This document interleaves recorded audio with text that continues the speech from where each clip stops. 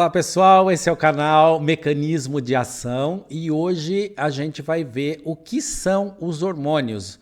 Vamos ver as definições que existem sobre o que são hormônios e o que são glândulas, tá? Porque a fisiologia endócrina ela teve grandes avanços ao longo do tempo e a gente precisa de uma definição mais precisa do que é um hormônio e do que é uma glândula, tá bom? Então vamos ver o que é que a gente tem até agora.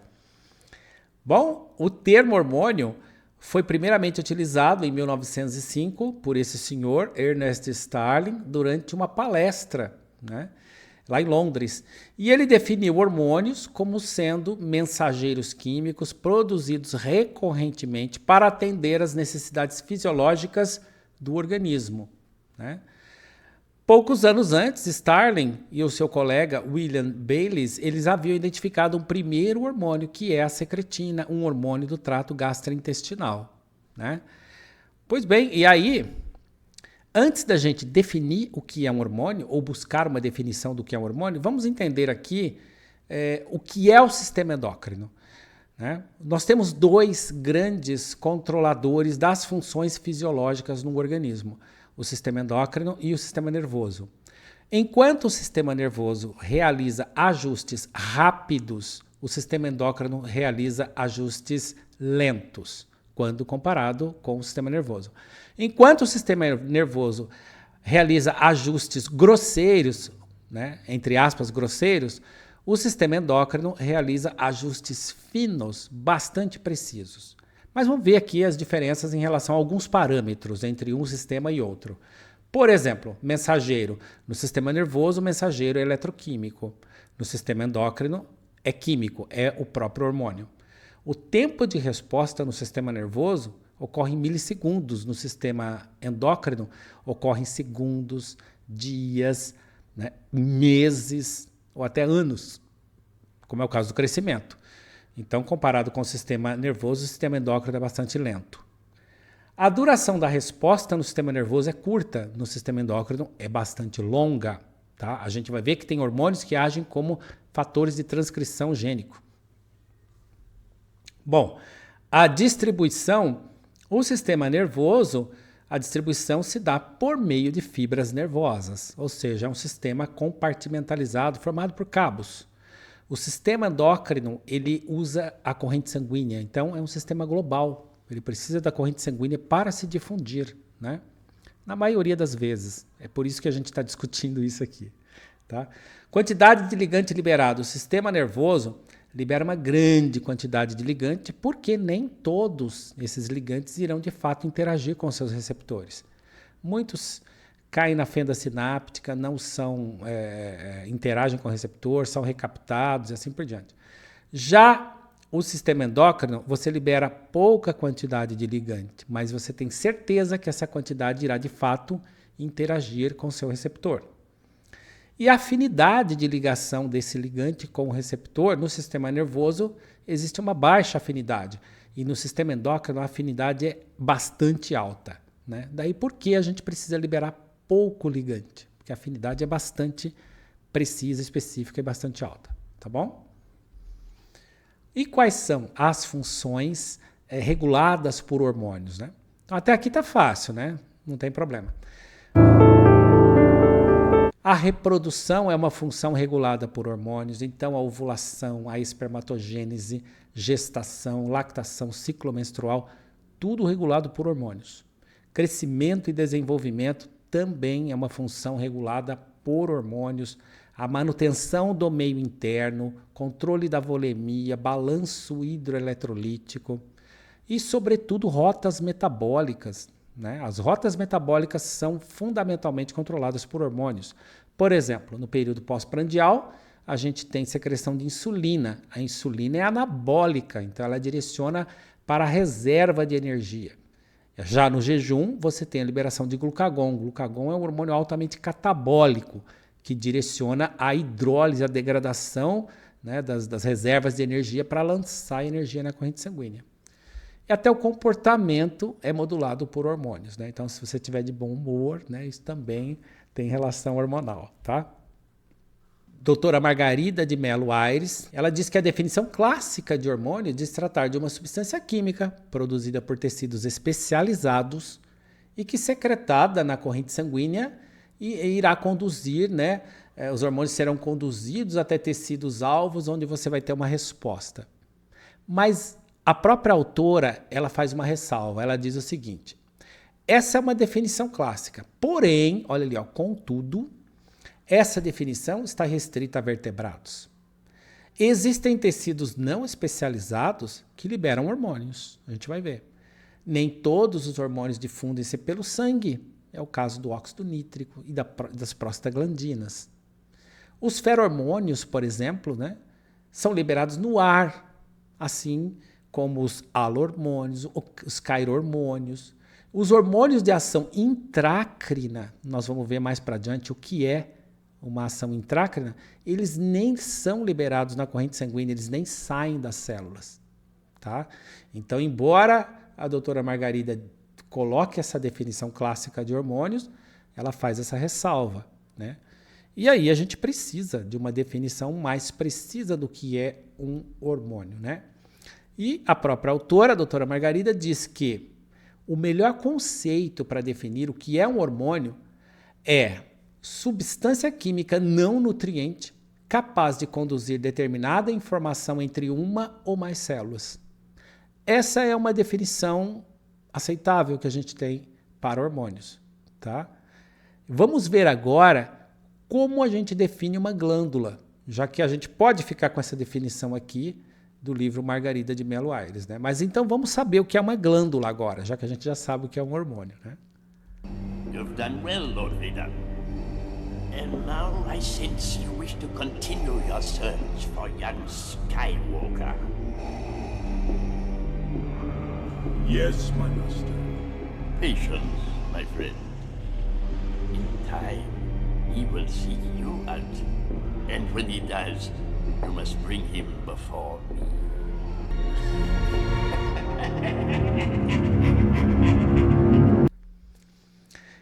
Pois bem, aqui o livro de Junqueira e Carneiro, dos doutores Junqueira e Carneiro, eles vão dizer que a glândula ou glândulas são, na verdade, estruturas que se originam do epitélio, né?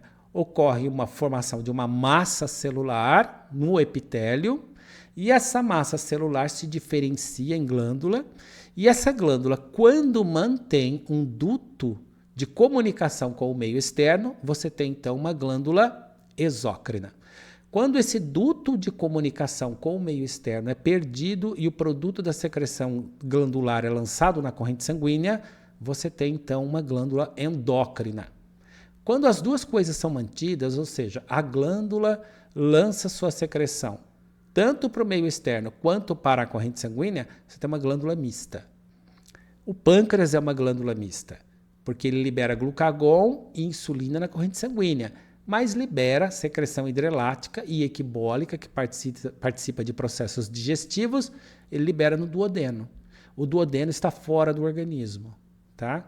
Então, da boca, esôfago, estômago, duodeno, jejunum, ilho, intestino grosso até o ânus, tudo que está nesse trânsito, nesse tubo, está fora do organismo, tá bom? Então tá. Exemplo de glândula exócrina, temos aí glândula lacrimal, glândula sebácea, glândula salivar, né? Exemplos de glândula endócrina, a gente tem muitas, paratireoides, ovários, testículos, tireoide, né? Adrenais, tem muitas glândulas endócrinas, né? Tá? Mas veja, essa definição histológica, ela leva em conta que as glândulas surgem do epitélio. Mas agora olha, o tecido adiposo, a gente já sabe que o tecido adiposo já não é mais uma reserva de energia unicamente. O tecido adiposo tem sim função endócrina. Inclusive vai ficar aqui um link de um artigo, né, que eu mesmo escrevi, a função endócrina do sistema adiposo, do tecido adiposo. Tá? O tecido adiposo é uma especialização do tecido conjuntivo. Então, não tem nada a ver com o tecido epitelial. E ele libera adiponectina e leptina. A leptina é um hormônio bastante importante, ele está relacionado ao controle da fome e da saciedade, O coração nem de longe é uma glândula, mas ele fabrica peptídeo natriurético. Os intestinos secretam colecistoquinina e gastrina. Os rins liberam a eritropoetina, né? A eritropoetina que tem função na síntese de eritrócitos pela medula dos ossos longos. E a placenta fabrica e libera beta-HCG. Tá, e aí? Mas aí, a gente tem uma definição mais ou menos do que é um hormônio, não sabe o que é uma glândula, né? Você tem dificuldade de definir o que é uma glândula. E como se isso não bastasse, ainda tem a tal da vitamina D. Vitamina D é hormônio ou é vitamina? Bom, a gente acha que vitamina são substâncias que a gente deve obter através da dieta. Mas o corpo humano consegue fabricar vitamina D. Pois é, a gente fabrica a vitamina D e quando a gente se expõe ao sol, os raios ultravioletas convertem as pré- ou provitaminas D em vitamina D3, a sua forma ativa, né? 1,25 de hidroxicólicalciferol. O corpo humano consegue fabricar vitamina D. Então, esse é um fator, né, que a gente pode considerar que a vitamina D não é vitamina, é hormônio. Tá, mas o que mais? Vamos ver? Uma outra razão pela qual a gente deve considerar a vitamina D um hormônio é que a vitamina D ela age exatamente como agem os hormônios esteroides. Um hormônio esteroide, ele atravessa a membrana da célula e encontra o seu receptor, seja no citosol ou no núcleo. E aí o hormônio interage com o seu receptor e forma um complexo, o hormônio-receptor, um dímero, né? E esse dímero migra até o núcleo da célula e interage com uma porção específica do DNA e estimula a produção de um RNA mensageiro, que depois sofre maturação e é traduzido, né, para produzir proteínas. Então você tem aí um fator de transcrição. A vitamina D age exatamente desse jeito. Inclusive está ali o receptor da vitamina D, a vitamina D em magenta, né, e ali a sua interação com o DNA. Esses são os mecanismos de secreção por parte das glândulas. Então a gente tem secreção autócrina. Secreção autócrina é quando a célula libera um hormônio que age nela própria. Gente, eu engasguei comigo mesma. Tá? Não entendeu? É assim. Então, quem age assim são as prostaglandinas, né, em células endoteliais, óxido nítrico, né, interleucina 2, né, em linfócitos T. É tudo secreção autócrina. Tá? Secreção endócrina é fácil. Essa é aquela clássica na qual a glândula lança os produtos da secreção no sangue e aí chega lá nas células-alvo, né? E a secreção intrácrina, minha gente? O hormônio nem sai da célula. Olha ali, ó. Secreção glandular liberada no meio intracelular. Nem foi para a corrente sanguínea, nem para o interstício, nada. O hormônio foi produzido dentro da célula e age dentro da célula, internamente. Secreção neurócrina é quando você tem neurônios super especializados e que liberam hormônios. É um negócio muito interessante, a gente vai ver mais para adiante. Os neurônios que são assim são neurônios do hipotálamo. Esses neurônios, eles liberam ADH, hormônio antidiurético, a ocitocina, o CRH, né, e o GNRH, hormônios que a gente vai estudar mais para adiante, suas funções, ações, mecanismos de secreção, tudo bonitinho. Secreção parácrina, a palavra para quer dizer do lado. Então, olha aqui, ó, a glândula fabrica um hormônio que age nas células adjacentes, ou seja, que estão do ladinho dela, parácrina.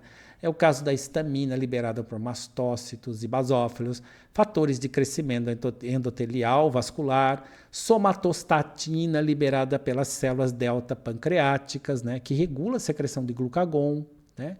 Uma célula libera um hormônio que age do ladinho dela. Secreção exócrina, essa daí é muito fácil, né? Secreção exócrina, a glândula libera os seus produtos de secreção no meio extracelular. Então, muco gástrico, lágrima, saliva, suor, leite materno, tudo secreção exócrina. Muito fácil, não tem problema nenhum, né? E é interessante ainda esse negócio, né? Você tá falando sério? Muito bem, então, como é que a gente classifica as glândulas de acordo com a forma pela qual seus produtos de secreção deixam as células? Merócrina. Glândula merócrina é aquela que libera o seu produto da secreção sem nenhuma perda celular. É o caso, por exemplo, o pâncreas liberando glucagon, o pâncreas liberando insulina, as células paratireoidianas liberando paratormônio, células tireoidianas liberando T3 e T4. Não há perda de material celular. Glândulas apócrinas, os produtos da secreção, né, eles são liberados juntamente com parte do citosol das células glandulares. Tá? Glândulas mamárias.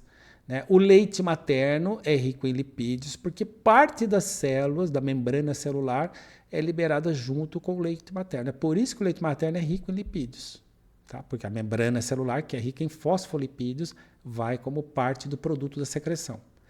Agora, quando a glândula inteira libera seu produto de secreção e ela explode junto, é o caso da glândula sebácea.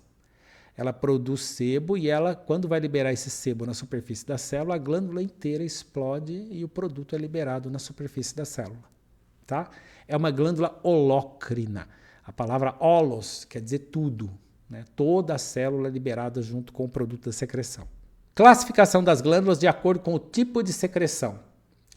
Secreção serosa é um fluido aquoso rico em proteínas e enzimas. Por exemplo, a secreção das glândulas salivares parótidas é serosa. Tá? No caso, as enzimas aqui, né, é a alfa-amilase salivar. Tá? Glândulas mucosas produzem muco espesso. Por exemplo, o muco do trato respiratório, o muco do sistema digestivo, o muco que existe no estômago para proteger a mucosa gástrica contra a ação deletéria do próprio ácido clorídrico, né? E glândulas mistas, elas são seromucosas. Nesse caso, a glândula contém células que liberam secreção serosa, né? E também secreção mucosa. Por exemplo, as glândulas submandibulares salivares. Legal, né? Muito fácil também, né? Facinho. Bom, mas aí agora a gente chega no seguinte, ó. Mecanismos de transporte de hormônios no plasma. O hormônio é liberado na corrente sanguínea. E como é que ele chega na sua célula-alvo, tal, né? A gente tem alguns hormônios, eles têm proteínas específicas para transportá-los. Olha aqui. As proteínas que transportam hormônios no plasma são de dois tipos. As que agem como moléculas transportadoras gerais, como é o caso da albumina. A albumina transporta um monte de hormônio, a gente vai ver aqui a estrutura da albumina. E proteínas transportadoras específicas que possuem sítios de ligação de alta afinidade. Tá? Então vamos ver quais são essas proteínas específicas, quais são esses hormônios de elite, porque eles têm proteínas só para eles. Ó. Por exemplo, os hormônios sexuais, testosterona, que mais? Progesterona e estrogênio, eles têm uma proteína chamada SHBG. Sex Hormone Binding Globulin, é uma globulina ligadora de hormônios sexuais. Tá? Tem uma proteína para transportar só esses hormônios. TBG, Thyroxine Binding Globulin, transporta hormônios tireoidianos. Tá? CGB, uma proteína específica para transportar cortisol. O outro nome dela é transcortina. Né? E também a GHBP, Growth Hormone Binding Protein, é uma proteína ligadora de hormônio do crescimento. Então, esses hormônios aqui, minha gente, eles não usam a albumina, não. Eles ligam-se a proteínas próprias específicas para serem transportados no plasma. Isso tem algumas vantagens, né? A gente vai ver, olha aqui, ó. Vantagens do sistema de transporte de hormônios por parte de proteínas específicas. Propicia o transporte do hormônio até a célula-alvo, com certeza, com precisão. Garantia de um reservatório hormonal circulante, né? Que mantém, né, ou minimiza as flutuações constantes de hormônio minuto a minuto. Ou seja, você tem um equilíbrio dinâmico da fração do hormônio livre e fração ligada. A fração de hormônio que vai interagir com as células, que vai ter efeito biológico, é a fração livre. Então, ou seja, o hormônio ligado, realmente, ele aumenta muito a meia-vida dele, tá? E aqui embaixo a gente tem a estrutura da albumina, né? Essa representação da albumina aqui, ela é interessante porque ela mostra as porções hidrofóbicas e as porções hidrofílicas ou pouco hidrofóbicas da albumina plasmática. Olha lá, quanto mais azulzinho, mais hidrofóbico. Quanto mais vermelhinho, menos hidrofóbico. Então a gente pode concluir aqui que a albumina ela tem porções polares e apolares, capazes de interagir com moléculas que têm caráter polar e apolar. E é verdade. A albumina transporta ácidos graxos, por exemplo. Ácido graxo não tem nada a ver com hormônio, mas ácidos graxos são apolares e eles se ligam às porções hidrofóbicas da albumina plasmática. E a natureza química dos hormônios? Até agora está fácil, né? Fácil de entender, sem problemas. Eu tô achando fácil e interessante ainda.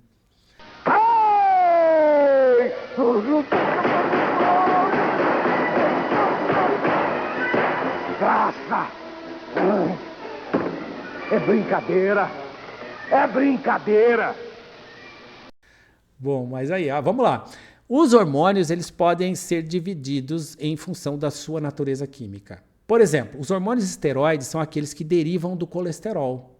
Está aqui a molécula do colesterol, né? Falei para vocês que quimicamente o colesterol é um álcool, tá? E é verdade. Ali no carbono 3 do anel A tem uma hidroxila alcoólica. Ali, ademais, o colesterol termina com ol. Ol é álcool, né? Etanol, metanol, colesterol, xilol, né? Bom, todos os hormônios esteroides que vocês estão vendo aqui, eles têm o colesterol como precursor, né? Progesterona, testosterona, estrogênio, cortisol e dehidroepiandrosterona, que é o DHEA. Existem hormônios que são peptídeos, né? Peptídeos e proteicos, vamos colocar na mesma classe. Esses hormônios peptídicos e proteicos, eles são derivados de aminoácidos, né? O precursor deles são aminoácidos. Então aqui, ó, ocitocina, glucagon, né? ADH, o que mais? TSH, angiotensina 2, prolactina, que nem está aqui, mas é um hormônio peptídico, tá? A insulina é um hormônio proteico. Todos eles são formados por aminoácidos, certo? Então, tá aí uma razão pela qual você não pode fazer um comprimido de insulina, né? Porque a insulina seria digerida pelas enzimas do trato digestivo humano. Por isso ela tem que ser injetada, né? Nós temos hormônios derivados da tirosina. A tirosina é um aminoácido, tá? Hormônios derivados da tirosina são as catecolaminas e os hormônios tiroidianos. Tá aqui a adrenalina e a noradrenalina. A adrenalina tem um grupo metil aqui, né? A noradrenalina não, tá? Bom, hormônios tireoidianos, né? Hormônios tireoidianos. Aqui a gente tem brevemente a síntese do hormônio tireoidiano, né? T4 e o T3. Quando você junta 2 DITs, você faz o T4. Quando você junta um DIT e um MIT, você faz um T3. DIT mais DIT dá T4, tá? E DIT mais MIT dá T3. Feito? Porque é diiodotirosina, né? E monoiodotirosina. E as catecolaminas, né? Adrenalina liberada pela medula das adrenais e noradrenalina liberada pelas terminações nervosas simpáticas do sistema nervoso autonômico, né? Moleza, bem fácil, bem fácil. Além disso, agora olha aqui, ó. Nós temos os hormônios glicoproteicos. Aqui tem o beta-HCG, né? A beta-gonadotrofina coriônica humana e um fragmento, né? O fragmento beta do LH, tá? Só para mostrar as regiões onde existem aminoácidos que são glicosilados. Na verdade, esses hormônios o precursor deles são os aminoácidos, são feitos de aminoácidos, né? Cada letrinha aqui é um aminoácido, né? Mas existem cadeias osídicas ligadas a esses aminoácidos, cadeias de açúcares, seja N ligado ou O ligado, tá? E aí a gente tem que esses hormônios são glicoproteicos. É o caso do beta-HCG, LH, FSH, né? São hormônios glicoproteicos, tá? Porque em alguns resíduos de aminoácidos você tem cadeias osídicas ligadas, tá bom? Hormônios glicoproteicos. Aí, finita la comédia, hein? Muito bem, chegamos ao final e agora você pode escrever aqui nos comentários quem são esses caras aí, ó, que dão pulo dessa altura, né? Bom, então a gente viu buscou definir o que são os hormônios, né? A gente viu a dificuldade de definir o que são os hormônios e mais dificuldade de definir o que são glândulas, tá? Essas dificuldades, elas surgem em função dos grandes avanços que a fisiologia endócrina teve nos últimos anos, né? Então, obrigado por assistir e até mais. Tchau! Chegamos ao final de nossa abordagem. Uma de nossas fontes bibliográficas para o desenvolvimento desse conteúdo foi o livro intitulado Bioquímica Clínica. Se você quiser adquirir essa obra e mais de 300 outros títulos com até 30% de desconto, consulte nosso catálogo e entre em contato. Se gostou desse conteúdo, apoie nosso canal com seu like e considere se inscrever, fazendo parte do mecanismo de ação. Obrigado.